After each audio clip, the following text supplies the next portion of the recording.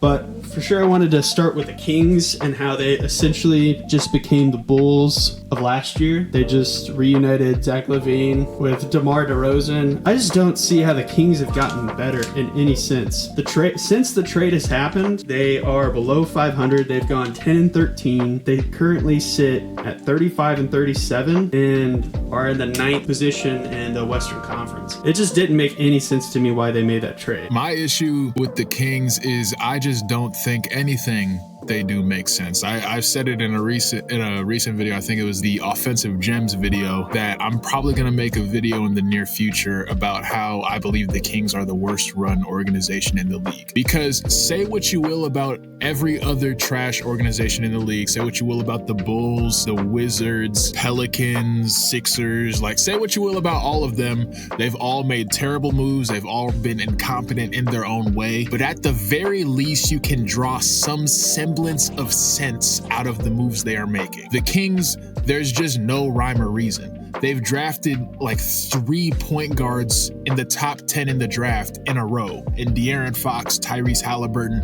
Davion Mitchell, and they've traded away all 3. They fired their coach presumably because he doesn't get along with De'Aaron Fox, and then they trade away De'Aaron Fox right afterwards. They have Mike Malone as their coach, and then they fire him. He goes and gets a championship with the Denver Nuggets. It's a whole lot of it doesn't make sense to me. And you've touched on a lot of the stuff that's wrong with them now that they have traded for Zach Lavine and not DeMar DeRozan, but traded for Zach Lavine and become the Bulls of the Western Conference. They're a mid offense when they should be top 10 in the league if they want to be good at all. They are predictably a below average defense, and there's just nothing about them that jumps off of the page. I also want to talk about the Jonas Valanciunas trade because that specifically makes no sense to me in concordance with the De'Aaron Fox trade. I think the De'Aaron Fox trade, at least asset-wise, I'm starting to warm up to it. It makes a little bit more sense to me. I don't think I saw the amount of picks they got when I originally saw the trade, but the Jonas Valanciunas trade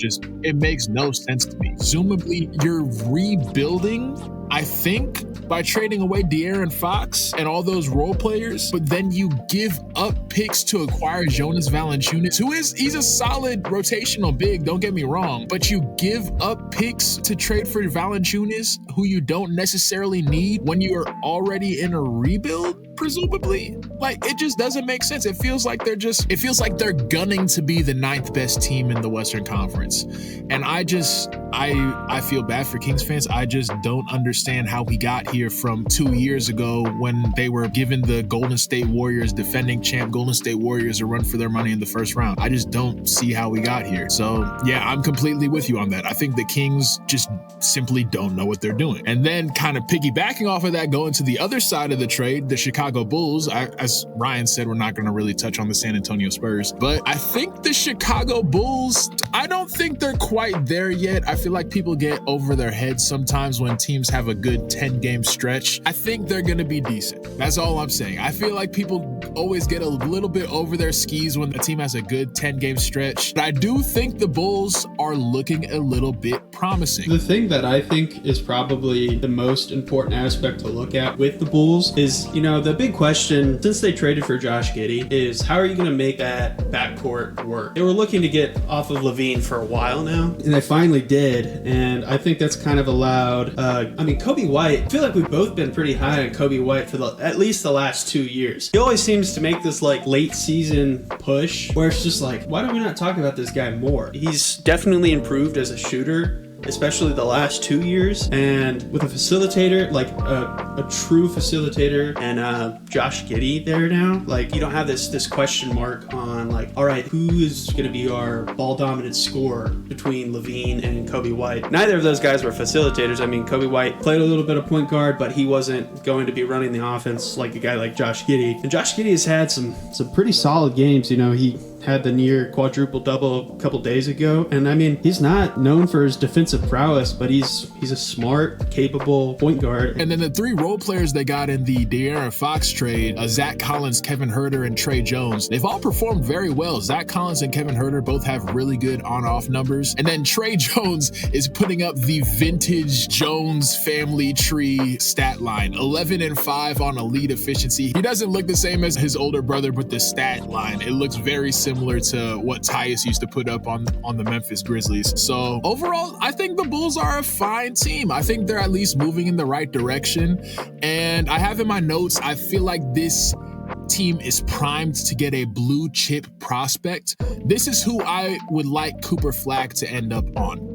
That's all I had on the Bulls. You want to get into the next team on the list? Yeah, so I think the next one we could probably get into definitely has gotten a lot more attention. That's going to be the Lakers and the Mavs. It was like a 3 or 4 team deal, but we're just going to focus on what the Mavs and the Lakers got. The Mavs ended up getting Anthony Davis, Max Christie, and a first-round pick for Luka Doncic, Maxi Kleber, and Markieff Morris. Like, it's been said, it's been screamed at the rooftops about how ridiculous this trade was, just because of, you know, the nature of talent that was being dealt. Luka Doncic is going to be a top 5 player in the 2020s, without a doubt. Going to probably be a top 5 player in the 2030s, you know, if his trajectory and play remain the same. Like, it just, his style of play it's set up for longevity if he can take care of himself. And I know Nico Collins, you know, is really scared of that, but the curse that is Nico Collins inevitably brought on Kyrie Irving being out for the rest of the season. Now that man is relegated to streaming, which I don't know about that. Anthony Davis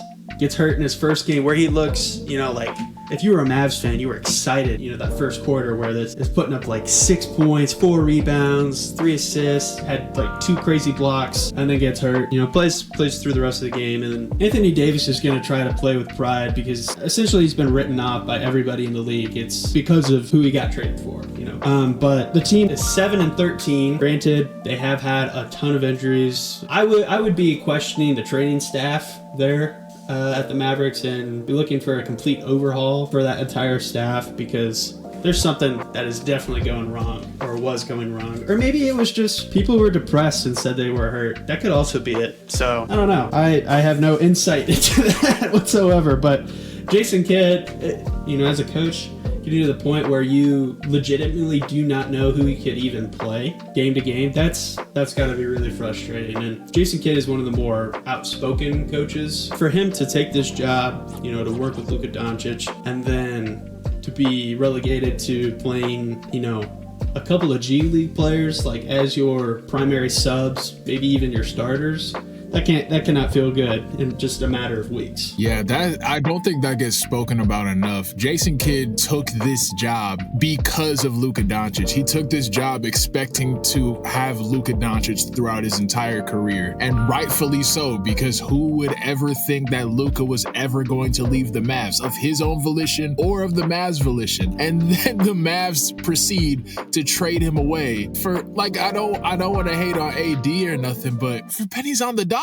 Like, it just doesn't make sense. It does not make sense. And I've come to the conclusion that I'm not putting any of it on Nico Harrison. I really think this is the Mavs ownership. That I'm sure you have all seen the conspiracies about how the Mavs want to put casinos in their arena. They can't do that because there's laws in Texas. So they want to make their team bad so that the attendance goes down. If the attendance goes below a certain threshold, they get out of their lease with the city. That makes it easier for them to move. I sent you this when it happened. After Kyrie Irving tore his ACL, the Mavs increased ticket prices. Not just after Luka was traded away. After Kyrie tore his ACL, the Dallas Mavericks raised ticket prices. This is franchise malpractice. And I pray to God, Adam Silver, whenever they do try to move to Las Vegas, I pray to God Adam Silver does something, because this is terrible for the Dallas Mavericks fan base. Like,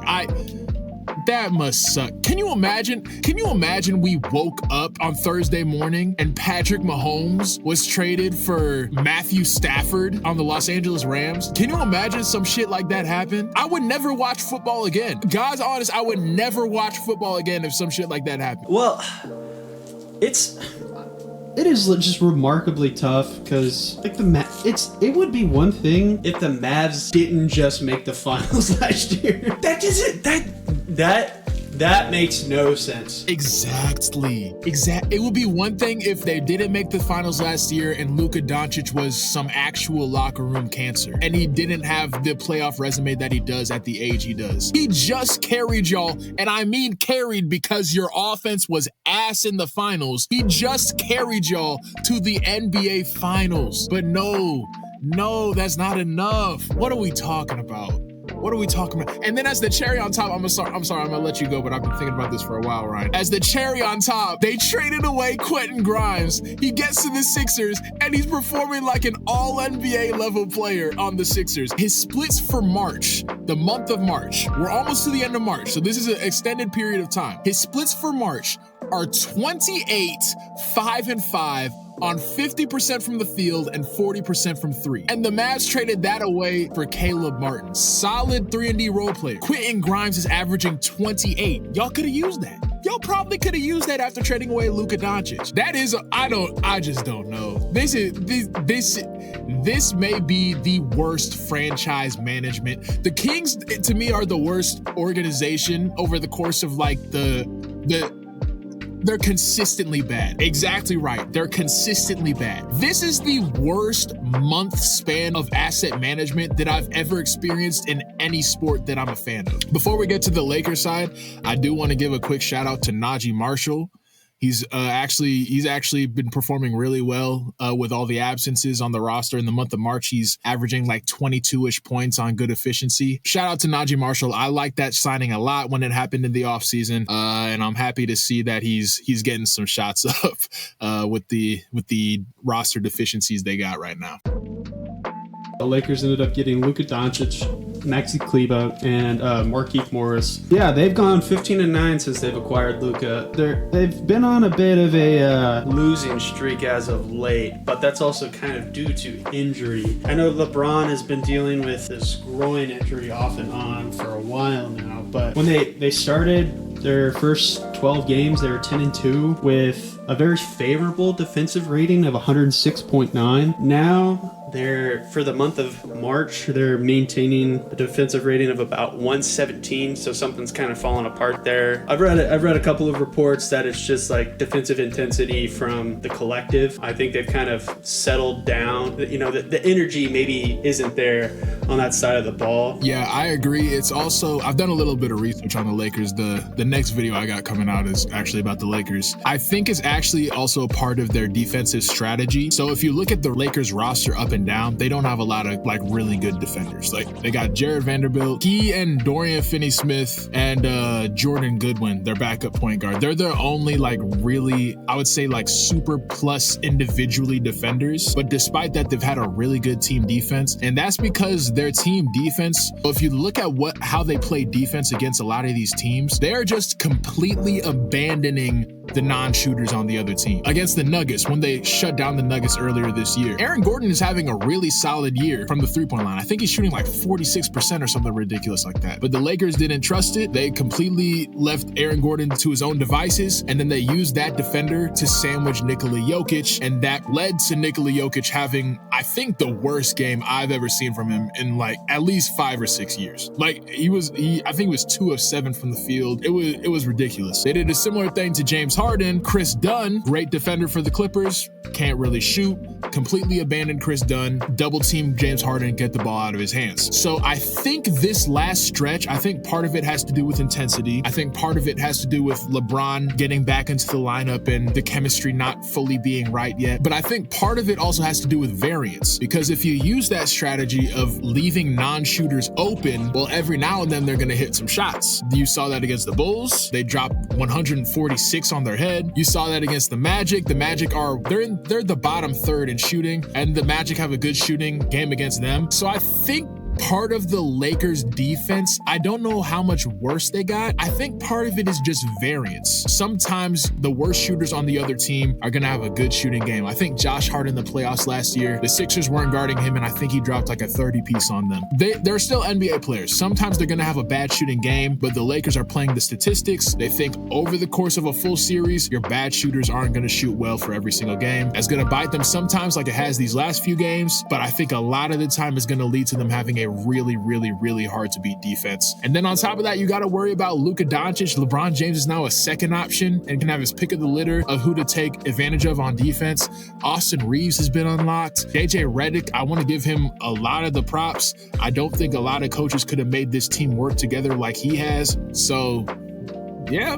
The next biggest move around the trade deadline was the Golden State Warriors and the Miami Heat and the Jimmy Butler trade. So the Warriors ended up getting Butler and 2 second-round picks and cash considerations. In exchange, the Miami Heat received Wiggins, Kyle Anderson, Davion Mitchell, and 2025 protected pick from the Warriors. Obviously, it's been a good trade for the Warriors, who are 16-4 as of this recording. Their ball movement has improved significantly. During the stretch, they've averaged around 30 assists per game. They're in the top 6 for three-pointers made. Their net rating is second. They're one of the better defensive teams, which I honestly thought was kind of surprising. I kind of forgot how good of a basketball player Jimmy Butler is. The dude gets to the free throw line so much, it's ridiculous. And I think that's really, really helped the Warriors out and just kind of slowing the game down for guys that have a ton of miles on them, like Steph and Draymond. Just been really impressed with, how seamless the transition has been. I kind of expected a little bit of some growing pains, just the personality that Jimmy Butler has. I thought he'd be butting heads with Draymond Green, and that's still to be seen, when... Yeah, give it a year. Yeah, give it a year. We'll see if things remain the same. This looks like a bad trade for the Heat. I only say that because, the Warriors are 16-14. Again, I don't think anybody really thought they'd be this good, this fast. But the Heat are 6-14. This has been the worst stretch for the franchise in, I think, 15 years. So, not looking good. They're currently sitting in at the 10th spot in the Eastern Conference, so they're just barely in the play-in. And mind you, the next team up, I think, is the Raptors. They've got like a 6-game cushion between them and the Raptors. So I think it's either going to be 10-8 where they end up at the end of the season, because it's all fairly close. I think they're a game back from the Bulls and only a couple games back from, I believe, the Magic. So maybe they can put a stretch together to finish the season off, but it's not looking good. This is not Miami Heat basketball. I'm not saying the Heat trade was good for the Heat because of anything on the court. Obviously, you just laid it all out. The Heat have been ass since the Jimmy Butler trade. They have not been good. My main thinking was just that you had to get Jimmy out of there, and the haul they got, taking into account his age, his play, and he only had 1 year left on his contract, taking that all into account, I think it was a solid haul. Would you give Jimmy the contract now? Or do you have to give it another year before you'd say yes or no? I don't know. I just don't like... The issue with Jimmy is that he's very good, but he's so injury prone and he's older. I think Jimmy is a really, really good player.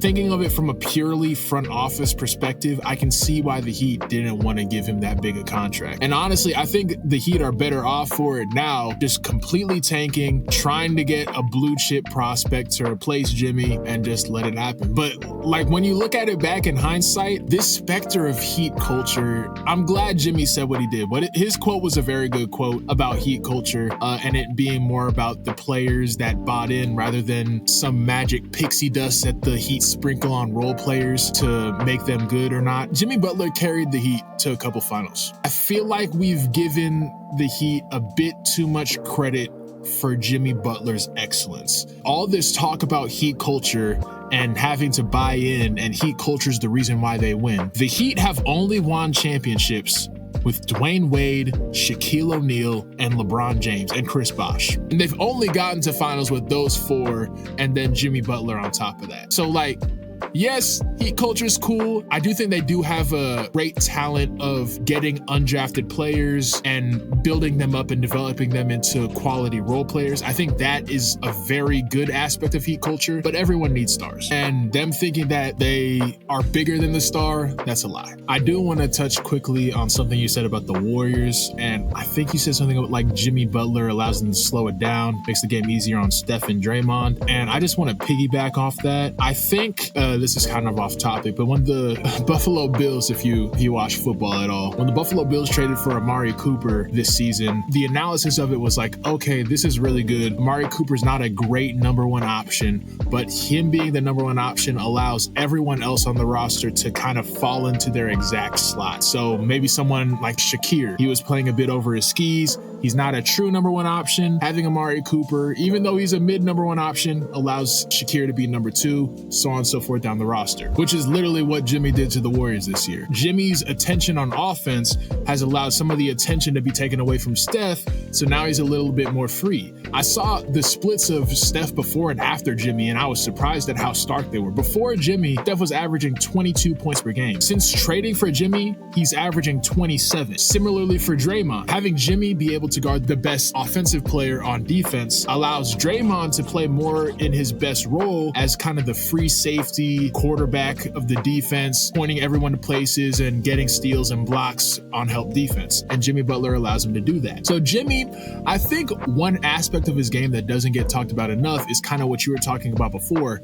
Jimmy always fills in exactly where he's needed on the roster. When he was on the Bulls, he was the first stop. When he went to the Timberwolves, he tried to be the second option. He tried to give Cat the reins. That wasn't working. He takes over, averages 26 a game, and before he tears his meniscus, he has the Timberwolves as the third seed in the West. When he gets to the Sixers need a playmaker. Jimmy does that. Almost has the Sixers in the Eastern Conference Finals, goes to the Heat. The Heat just need a star player. Jimmy is that and then some. Takes the Heat to multiple NBA Finals appearances. Just is exactly what they need. And then on the Warriors, what the Warriors need is someone to get to the free throw line, drive in the paint, put pressure on the defense, and take pressure off of Draymond and Steph. And he's exactly that, and has thus led to the Warriors winning. Malleability as a trait is... like I said, it's just, I don't think we talk about that enough. Like, just to, like you said, be the person they need you to be, and that's a lot easier said than done. Yeah, no, I think he exemplifies, that word.